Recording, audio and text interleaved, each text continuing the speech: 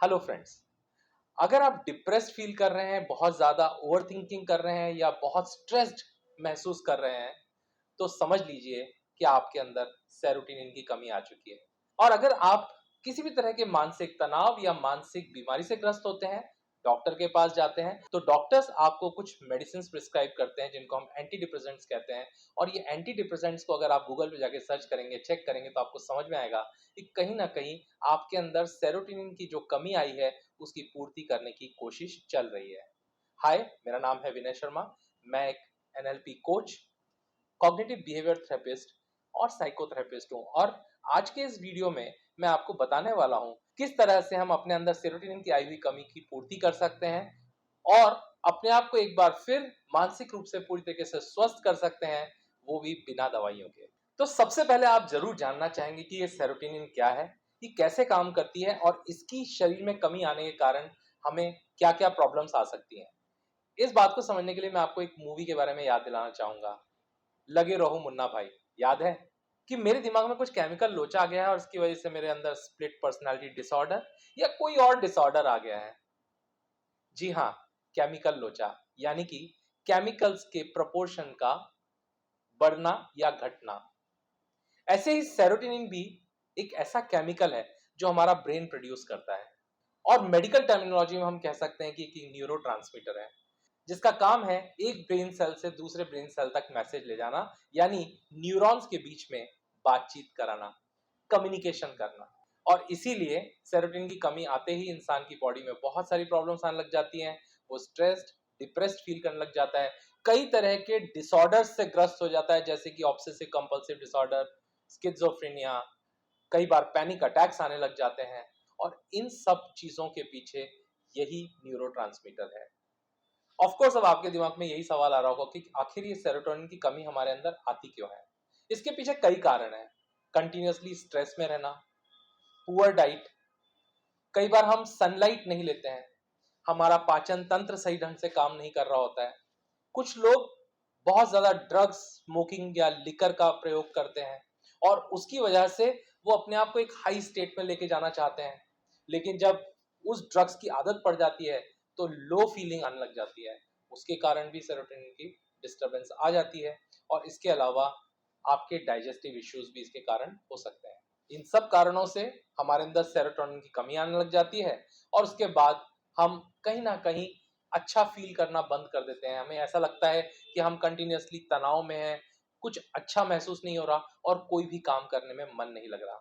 और उसके बाद हम ओवर थिंकिंग करने लग जाते हैं, मूड स्विंग्स होने लग जाते हैं और हमारा व्यवहार दूसरे लोगों के साथ बहुत अजीबोगरीब होने लग जाता है।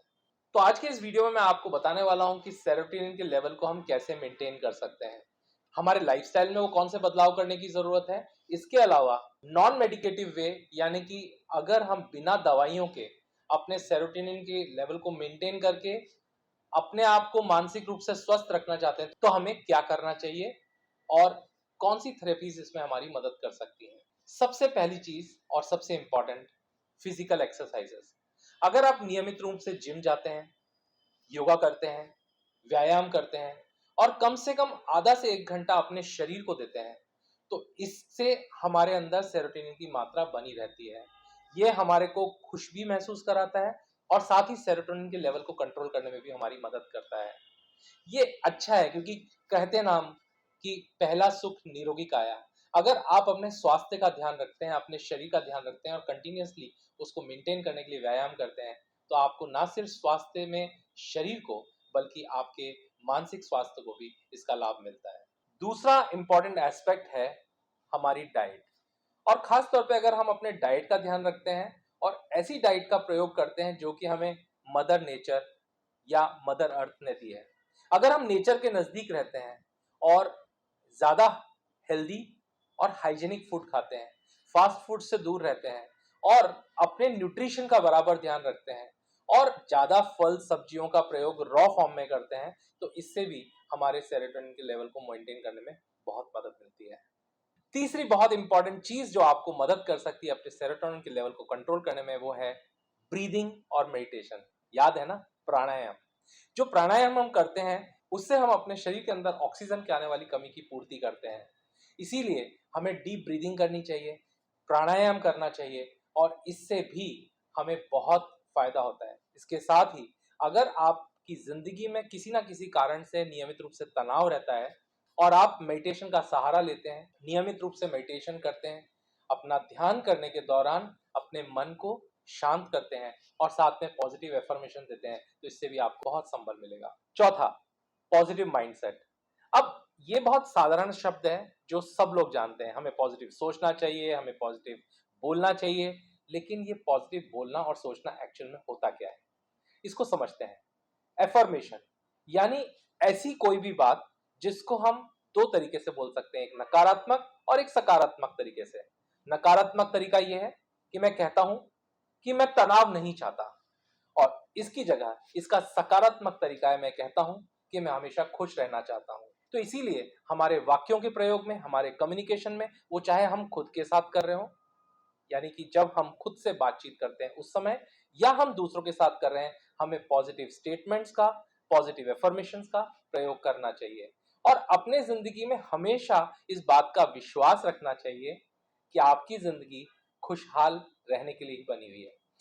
किसी तरह का डर यानी कि fear, anger, frustration, guilt, shame जैसे इमोशंस को हमारे जीवन में नहीं आने देना चाहिए। तो ये तो वो बातें थी जिससे हम नेचुरली अपने सेरोटोनिन के लेवल को मेंटेन कर सकते हैं, लेकिन फिर भी कई बार ऐसी घटनाएं घट जाती हैं जिंदगी में, ऐसी परिस्थितियां आ जाती हैं जब हम किसी ना किसी वजह से तनाव में आ जाते हैं। घर में हुआ कोई बीमारी, एक्सीडेंट, किसी की मृत्यु, या कोई ट्रॉमा, या जिंदगी में होने वाली कोई ऐसी परिस्थिति जो हम अवॉइड नहीं कर पा रहे हैं, और उस समय पर किसी भी व्यक्ति के तनाव में आ जाना एक स्वाभाविक सी बात है। ऐसे समय पर अगर आप किसी मानसिक बीमारी से पीड़ित हो चुके हैं, डिप्रेशन, एंजाइटी के साथ आपका सामना हो रहा है, तो फिर क्या करना चाहिए? नेचुरली इसमें हमारे देश में बहुत बड़ा टैबू है, हम लोग मेंटल हेल्थ के ऊपर बातें करना नहीं चाहते, और ज्यादातर लोग ये सोचते हैं कि एंजाइटी और डिप्रेशन का मतलब है पागल होना, या अगर किसी के जिंदगी में कोई छोटी मोटी बीमारी आ गई है तो इसका मतलब वो पागल हो गया। ये बिल्कुल नहीं है। हमें समझना होगा कि ये एक साधारण सी बात है, जैसे हमारा शरीर बीमार होता है, कभी कभी हमारे मानसिक स्वास्थ्य में भी प्रॉब्लम्स आ सकती हैं।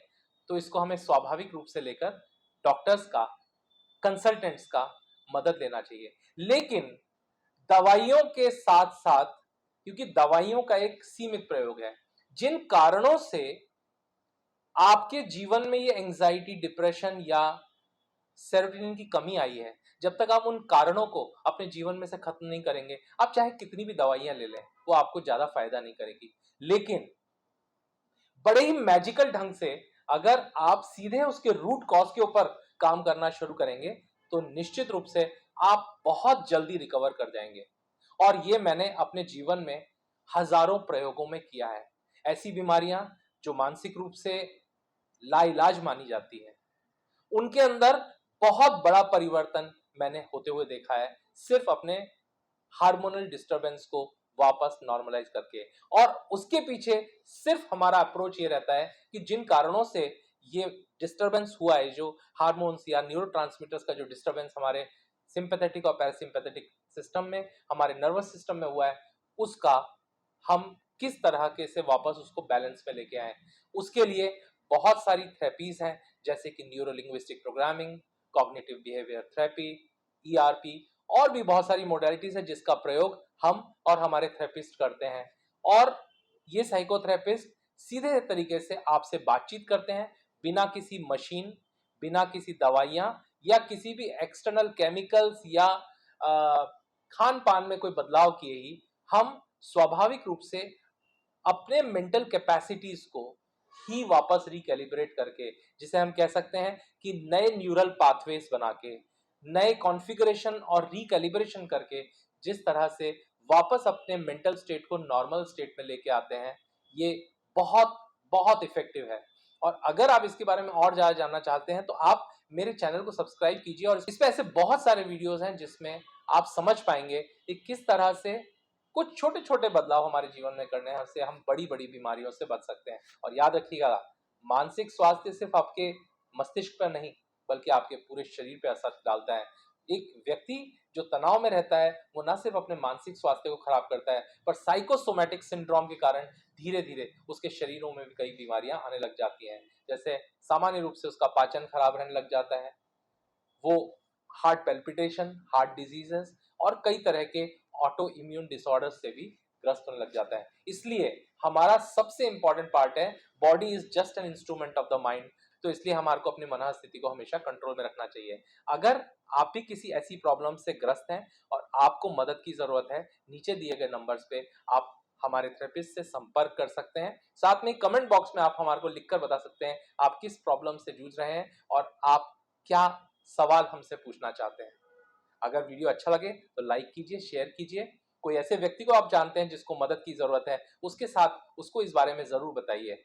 और हमारे चैनल के साथ जुड़े रहिए, क्योंकि हमारा ये प्रयास है कि देश जो अब धीरे धीरे मेंटल इलनेस की कैपिटल बनता जा रहा है, वो सभी लोग ना सिर्फ मानसिक रूप से बल्कि शारीरिक रूप से भी स्वस्थ रहें, निरोगी रहें, जिससे कि वो अपने जीवन को पूरी तरीके से जी सके। Have a nice day. Good bye. Thank you.